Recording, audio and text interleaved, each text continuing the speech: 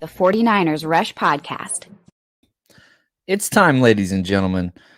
It's time for the 49ers vs. Seahawks Week 2 preview / scouting report to try to figure out how in the world the 49ers are going to right this ship. You start off 0-1 against a bad team on the road in the rain. Well, guess what? Everything is fixed because now it's Week 2. You have your home opener. We know the faithful are going to be crazy. Yeah, there's supposed to be a little bit of rain, a quarter inch of precipitation compared to, I think there was over 5 inches of rain last week. Like, big difference. Now, Seattle's coming off a huge emotional victory. There's no doubt about it. They're on cloud nine, and you have these two teams that are just diametrically opposed from every single standpoint. One, the 49ers are the better team. There's no doubt about it. As far as roster talent, depth, stars, they got it in spades. However, divisional games always bring out a little bit of an equilibrium. You add to the fact that the Seattle Seahawks have had the 49ers number for a long time. Very, very long time. And again, Seattle's first place in the NFC West. Yeah, it's one game, but they're 1-0. Everybody else 0-1. So this is an opportunity for the Seattle Seahawks to jump ahead with a 2-0 commanding lead and send the 49ers, your divisional rivals, to the very bottom. You don't want to start out 0-2. Now, Geno Smith, yeah, they won last week 17-16 in one of the ugliest games. I really feel like the two of the ugliest games of the week in week 1 was the 49ers losing to the Bears and the Seahawks beating the Broncos. Very similar storylines. Bad rosters hanging around because of mistakes, penalties, turnovers by the quote-unquote better team. And both teams, the Bears and the Seahawks, were able to get out on top because they just made fewer mistakes. They just got out of their own way. And so the 49ers cannot do that moving forward. They've got to make sure penalties, turnovers, all those things moving forward are corrected. Now, let's start with this because here is Kyle Shanahan talking about the exact same thing just on correcting penalties. Just being smarter. I mean, when we go over all the penalties that we had, I think a few of them were definitely avoidable. But just trying to be more detailed in everything we do. Don't let anything slide. Point everything out. Nothing different than usual. I expect us to be a lot cleaner this week. Expect them to be a lot cleaner. You can expect it all you want. The 49ers are one of the most penalized teams, the most penalized team. If you combine week 1 and last year, it was the most penalties. It's not even close. So if we look at, let's step back from the situation, okay? Let's try to encapsulate what last year's teams look like, what the ranks after week 1 look like before we dive into this matchup. Because again, the more context that we provide to this situation, I think the better we're going to be able to assess it. It's very easy just to look at it and say, oh, 49ers are supposed to win. They're favored in Vegas, all these things. And that's true. But that doesn't give you the entire picture. Seattle finished 7-10 last year. 7-10, last place in the NFC West. Again, you look at their numbers, 12th points allowed, 28th in team defense. They give up a lot of yards. We saw that already in week 1. 16th in points scored, 20th in total offense. Not a lot of yards. Coaching's kind of on their side in the fact that things seem to always go their way. They don't beat themselves. That's always kind of been Seattle's thing. Now, if you look at just after week 1, from an entire unit standpoint, what their Pro Football Focus rankings are, offense is 22nd. Overall is 22nd, offense is 12th, defense 25th, special teams 6th. Okay, now the 49ers. Overall 21st, so relatively similar there. Offense 16th, defense 15th, special teams 28th. Now, head coach Pete Carroll, he's interesting. You look at his record with the Seahawks, he's been there for a minute. 120 wins, 73 losses, 1 tie. But almost all of that was with Russell Wilson. He's 104 with 54 losses and 1 loss with Russell Wilson. 16-19 without. He has a losing record without Russell Wilson. That's going to happen. Now, he does have 49ers ties, and we'll jump into some more connections between these two teams towards the end of this episode. And I got to say, man, shout out to Coach Cruz. He crushed it. He does a lot of the legwork on these, and he does a hell of a job just diving into this stuff. A lot of people didn't know. This was one of our trivia questions at the Chicago Rush road trip for when we give away all of our autographed jerseys was name one of the past 49ers DCs. Pete Carroll was defensive coordinator for the 49ers in 1995 and 1996. On top of that, he's the oldest coach in the NFL. He's 71. His birthday's one day after mine. I just now noticed that. I'm 14th. He's 15th. Both just had birthdays. Man, it's crazy. He's 31 years older than me. That's a lot of years. Now, and also I will add to this on our Patreon, we have broken down with 49ers cutback all of the all 22 from Seattle's first week 1 game. So if you want to go look at what's going on, and this is something that I think is important because Seattle's changed a lot up.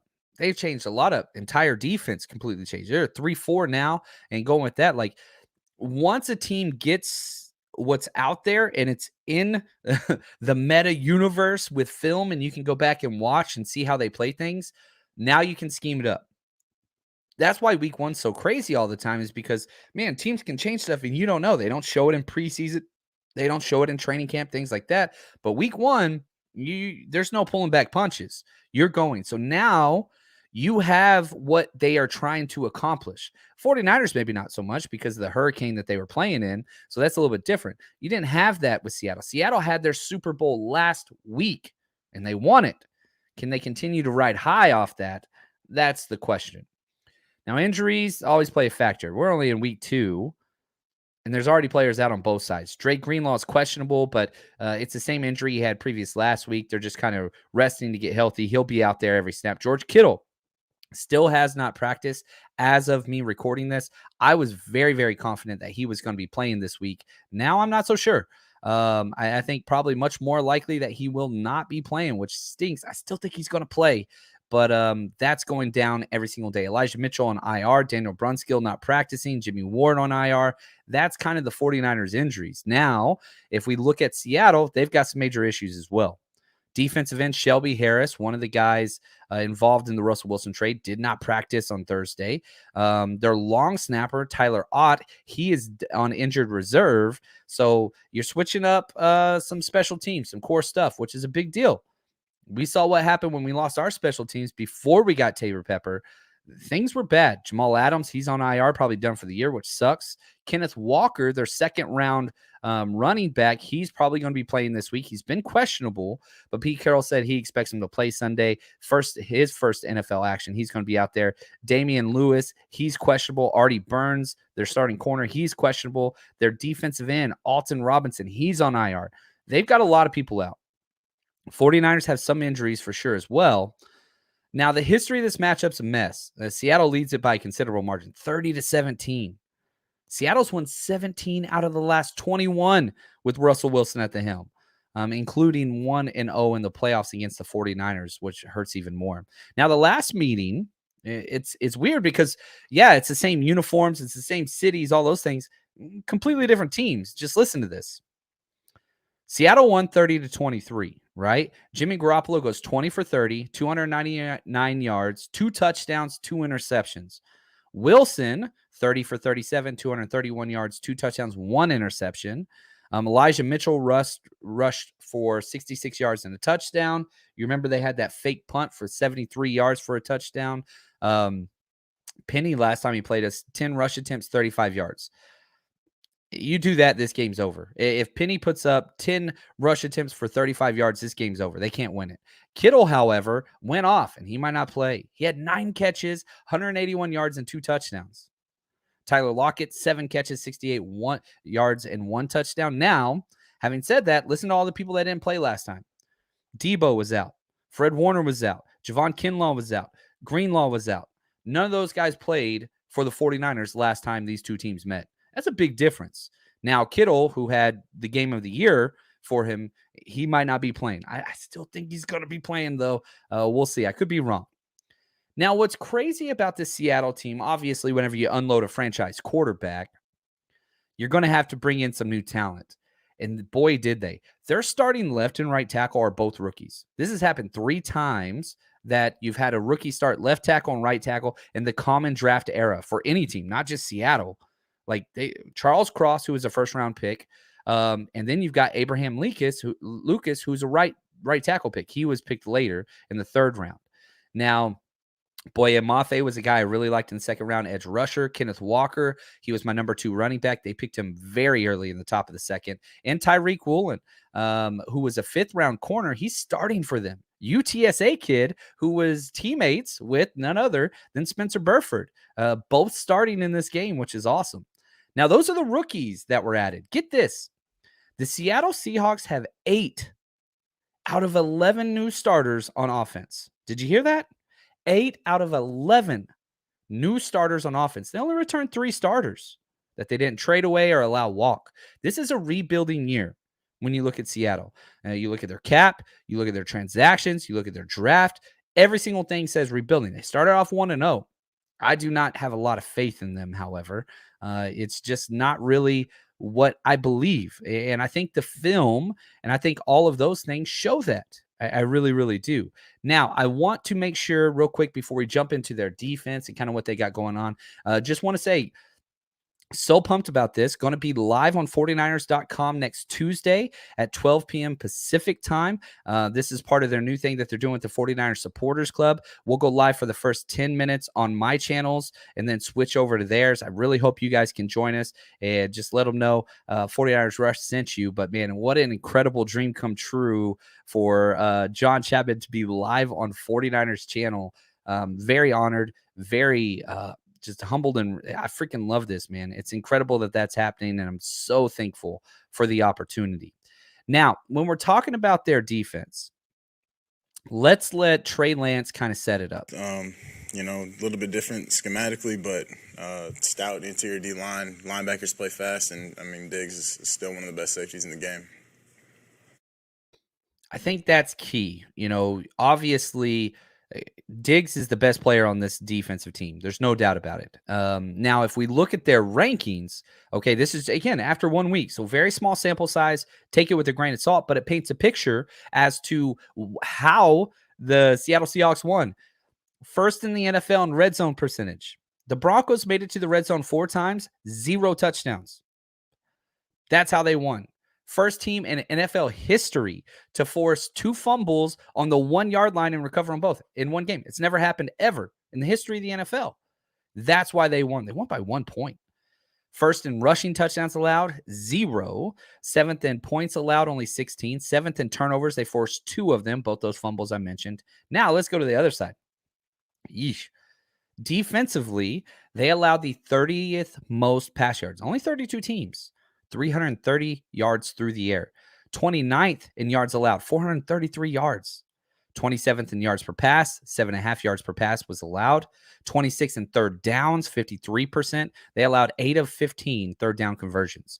24th in yards per rush, 5.2. 23rd in defensive DVOA. So the Broncos could do whatever they wanted. They just stalled in the red zone, which was very similar to how the 49ers lost. You had 3 straight drives inside the 30-yard line. You came away with 1 score. You can't do that. You got to capitalize in the money zone, and they haven't done that. 49ers didn't do it. In Seattle, kind of bend but don't break mentality. Let them drive up and down the field. Once they get into that red zone, that's where it comes down. Now, personnel-wise, yeah, they've got a couple players on defense. Quandre Diggs, coming off his best season last year. I think that he's a top 5 safety in the NFL, leader of the secondary. Jordan Brooks, taking over for Bobby Wagner. He's a tackling machine. Not great in pass coverage, but, man, he's second in the NFL in tackles last year. He's a good tackler out of Texas Tech. Now, Cody Barton, yeah, he's all right, middle linebacker, but you can take advantage of this group. They have a lot of weaknesses, which is crazy. Jordan Brooks was a first round off the ball linebacker. I don't think he fits in that, but he's a promising young player. Last week, they also have the NFC Defensive Player of the Week. Uchenna Nwosu. He was incredible. 4th highest edge player from Pro Football Focus. Last week, he had 7 tackles, 1 tackle for loss, 2 quarterback hits, 1 sack, 1 forced fumble, 1 pass defense, and 5 pressures. But outside of that, their secondary, if I didn't say their name, Poona Ford's a good run stuffer, but that's about it. If I didn't say their name, it's literally Jags, right? It is a coaching term. It's a bad coaching term. JAG, just a guy. They just got a bunch of guys plugged in there. Now, they might have some potential, might have some high upside, Make no mistake about it. This is a very porous defense that can be taken advantage of. Now, they have a new defensive coordinator, Clint Hurt, who was a defensive line coach for Seattle for the past 5 years. He was with the Bears for a couple of years before that. And it's a new system. You know, they're going all in on this 3-4. And they do a whole bunch, you know, cover 1, single high safety, cover 2, cover 3. I didn't see much quarters. But yeah, they do a lot of shell over the top where it's bend but don't break. They're going to back everybody up and they're going to allow you to take advantage outside the numbers, which guess what? That's kind of where Trey Lance was brought in. If this was a Jimmy Garoppolo team, it doesn't fit very well. That's why he had 2 interceptions against this team, even though it was a different scheme. But they understand this is new. No Jimmy Garoppolo's playing. No Russell Wilson's playing. So you could talk about the past, and we did, and we highlight that. I think it's important. Understand, brand new quarterbacks. Again, only 3 starters on the offensive side being returned by Seattle. It's a different team, completely different coaches. Now, their tendencies, and again, it's hard to bring tendencies to the forefront when you only had 1 game. They blitzed 6 times versus the Broncos, which is about league average. Usually it's around 8. Diggs and Brooks, got to watch out for those guys. But, man, rookie corner Tariq Woolen, he's a big height, weight, speed guy, 6'3 plus. He's tall. He's long. But he can be exploited. He really, really can. I think, you know, Debo and Ayuk going against him, really, really excited about that. Josh Jones, who replaced Adams, struggled big time in the Denver game. He was one of the worst Pro Football Focus guys. I think he allowed 5 out of 6 catches when he came in. And you should be able to control the line of scrimmage with ease. I'm not too concerned. I'm not really concerned about a lot in this game that has to do with Seattle. And, you know, this is kind of one of my overarching themes just before we jump into the other side of the ball. This is the 49ers versus 49ers. I don't give a damn what Seattle does. You're the better team on every single side of the ball. You just got to get out of your own way. Get out of your own way, you win this game. You're at home. Everything's fine. So from an offensive 49ers perspective, do your job. Sustain blocks, run the ball, hit a couple play action bootlegs, you know, make some missed tackles, yards, right? Yak bros, all that kind of stuff. That's it. Don't turn the ball over. Don't gift the Seahawks like you gifted the Bears. Now, before we jump to the Seattle Seahawks offense, real quick word from our sponsor. While the Chargers and Chiefs prepare to battle for the AFC West on Thursday night, prepare for your winning season at MyBookie. Some like to bet to earn, some want to bet to make it more exciting. Either way, MyBookie gives you the most for your money with a double deposit bonus. It's quick. If you put in $250 deposit, you get $500 in your account instantly, and you can use your funds to bet on as many games, contests, props as you want. All you have to do to claim your bonus, head to mybookie.ag and use promo code 49ERS. That's 49ers, designed to add more excitement to the games and the sports you love. It's only week 2 of the NFL season, which means there's still plenty of time to get in on the action. So don't miss out. Head to mybookie.ag and use promo code 49ERS. Okay, so now let's talk about the Seahawks offense. Some of their ranks after week 1. Again, I know it's short, but I think it tells a story. They're first in the NFL in interceptions. They haven't thrown any. They protected the ball. And under their, you know, their entire offensive blueprint is high efficiency, dink and dunk, stay ahead of the change, small, consistent run game. That's it. They don't take shots. They really, really don't. Then one pass attempt went more than 20 yards. Very similar. It's Jimmy Garoppolo is the ideal quarterback for this offensive scheme, and they would have taken him if we would have released him 100%. Now, 6th in passing touchdowns, they had 2. 6th in third down conversions, 54%. Again, they want efficiency. They were 6 for 11 on third downs as an offense. That's really all the positives that you can look at. Listen to all the negatives. Again, only out of 32 teams. 29th in red zone percentage, 0 for 2. And it didn't score when they got down there. Plays took place on busted coverages, just like the 49ers and Bears. 29th in yards allowed, or yards forced, only 253 last week. 27th passing yards, 177 yards passing. 25th in points. I mean, 24th in rushing yards, only 76. 21st in DVOA offensively. There's not a lot there. Now, DK Metcalf is by far and away the best player on this offense, and it's not close. Next up would be Tyler Lockett. But again, that duo is incredible. But when you mix it with Geno Smith, and happy for what Geno Smith did last week. But if you look statistically, besides just completing little dink and dunk passes, he really didn't do much. Those 2 touchdown plays were magnificent. You look at him in the second half, almost just not even there. Rookie offensive tackles have impressed in camp. Lucas, the right tackle, the 3rd-round pick, was much better than Cross. So we could say this every game.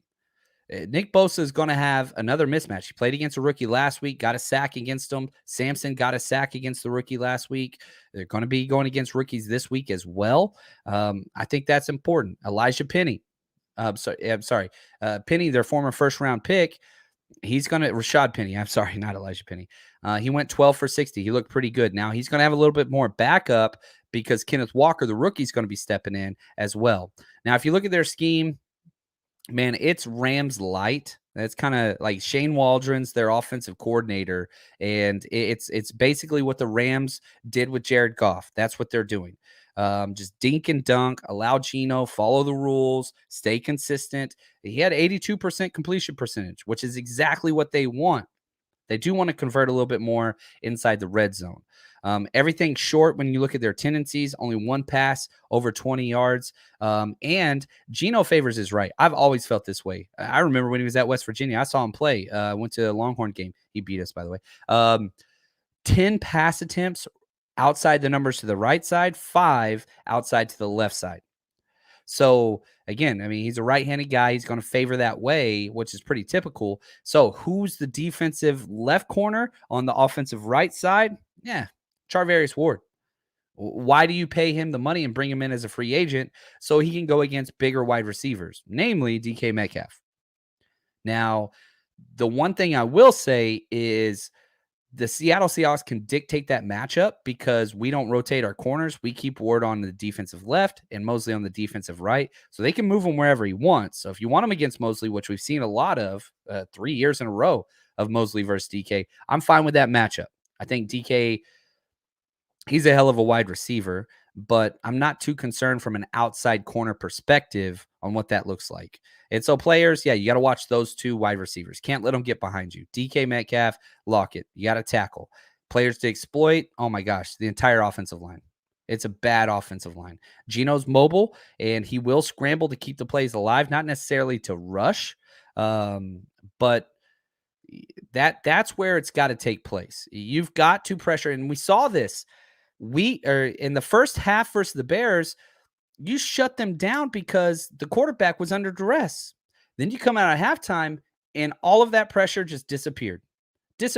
And when you got pressure, you didn't keep your running lanes. You allowed Fields to do this, and chunk it deep, blown coverages. That's where all their points came from, that and penalties. There's nothing the Seattle Seahawks could do to beat the 49ers. This is a 49ers win or a 49ers lose it type game, very similar to week 1. They didn't respond correctly. They didn't answer the game correctly coming out at the half. It wasn't a complete game, and it cost them. You cannot have a bad bad second half by the defense and a bad second half by the offense and expect to win any game in the NFL, even if it is the Seattle Seahawks. Somebody's got to step up. And if that happens, you win this game. Now, shout out to Anthony, Coach Cruz here. These are some of the fun connections between players and whatnot between the 2 teams. Tanner Muse and Ray McLeod played together at Clemson for 3 years back in 2015 to 2017. Spencer Burford, the starting right guard rookie for the 49ers, and Tariq Woolen, starting corner for Seattle. They played together at University of Texas, San Antonio. Seattle's long snapper who just went on IR, Tyler Ott, was Kyle Juszczyk teammate at Harvard. And D. Eskridge and Jalen Moore. D. Eskridge's 2nd-round pick, wide receiver last year. Jalen Moore, they were both in their 2nd year. They are both from Western Michigan, and we're teammates there, which is awesome. I freaking love that. Now, let's talk some bets. And again, just always want to say, our Patreon, we put up all of our bets. Last week, we would have done well. That Debo fumble, that hurt us. Elijah Mitchell injury, either one of those two things don't happen, 40 we hit in the positive last week, but we did finish negative last week, man, but we have crushed it overall, and I'm expecting a lot back this week. I'm excited about this. Now, the betting lines, which tell a story. Vegas money is usually one of the most accurate predictors out there of anything. 49ers are currently on mybookie.ag. Use promo code 49ers. Minus 8.5. They're 8.5 point favorites. Over unders 41.5. I am betting the under this week. I do not see this being a high scoring affair from both teams. Really, I cannot see Seattle getting close to 20 points. And anyway, I digress. My 2-team teaser is a +7 teaser. So you add 7 points to what it is. So 49ers -1.5. So the 49ers have to win by 2. And the Eagles +5 versus the Vikings. I do not believe in Kirk Cousins ever in prime time. You give me a Monday Night Football game, he's not going to win. Bet 10 to win 7.1. And probably my favorite bet this week is 49ers small big win, which means if the 49ers win between 1 and 13 points, bet 5 to win $6.50. That one I'm very, very happy about. Excited about that one. I do not like taking the spread this week. It's just too many points in a divisional game. Once I get to my score prediction at the end of this episode, I think you'll see why. And again, I'll share one more bet.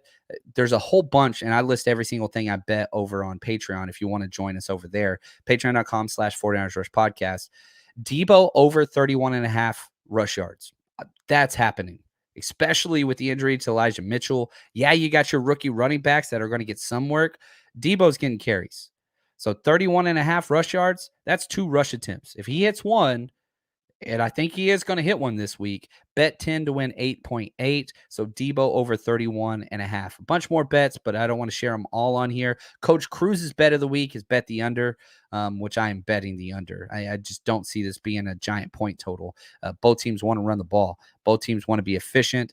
Yeah, I think that's what it's going to be. Now, my predictions and keys to the game. 49ers have to be more disciplined. That's all there is to it. If they're not, you're going to allow a bad team to hang around and have an opportunity with a blown coverage or whatever, fumble or an interception, fill in the blank. You can't beat yourself. You got to. Now, for Seattle to win this game, they have to be at least +1 in the turnover ratio. So, like, for example, let's say Trey Lance throws an interception, but you also get an interception. Now you're back to 0. They have to be. Seattle has to be +1 to have a game. And some penalty help. Last week, 49ers had 12 penalties for 99 yards. That's an entire football field. That's a lot of first downs. Got to get out of your own way. 49ers established the run early. I fully do expect Jeff Wilson to be the guy early. But one of the things that is kind of the key, one of my key wins to the game, not necessarily, actually, let me take that back. Key wins to the season. You've got to see who out of your rookie running backs can be a guy. Jordan Mason and Ty Davis-Price in the 3rd round. One of those guys got to go. And Shanahan talked briefly about riding the hot hand with the rookie running backs. For the most part, I mean, that's what it was last week to see. We knew it was just going to be special teams. This week, we'll get a feel for them on these 3 days. And then we'll go with the hot hand in the game. You got to get them carries. I want both of them to get at least 4 carries. That's it. Let's just see. Dip their toe in, because Jeff Wilson's fun. He's not explosive, whatever else, but he's going to get what you block for him. Ty Davis-Price, Jordan Mason, explosive. Faster than Jeff Wilson, bigger than Jeff Wilson, more powerful than Jeff Wilson, way higher ceiling. And you trust Jeff Wilson now because he does all the small things, and that's a great thing. You got to establish this run with more than just one running back. That's why I think Debo's going to do so much. That's why I think Jeff Wilson's going to do so much. I see both those. Now, I said before, I don't see a way Seattle gets to 20 points. So I have the 49ers winning. I got us going 20-13, not covering the spread, but riding the ship. 49ers go back 1-1. I'm excited, baby. 49ers win this game. Excited. We'll be live after the show. Appreciate you guys. It's going to be a fun game. Hang in there, guys.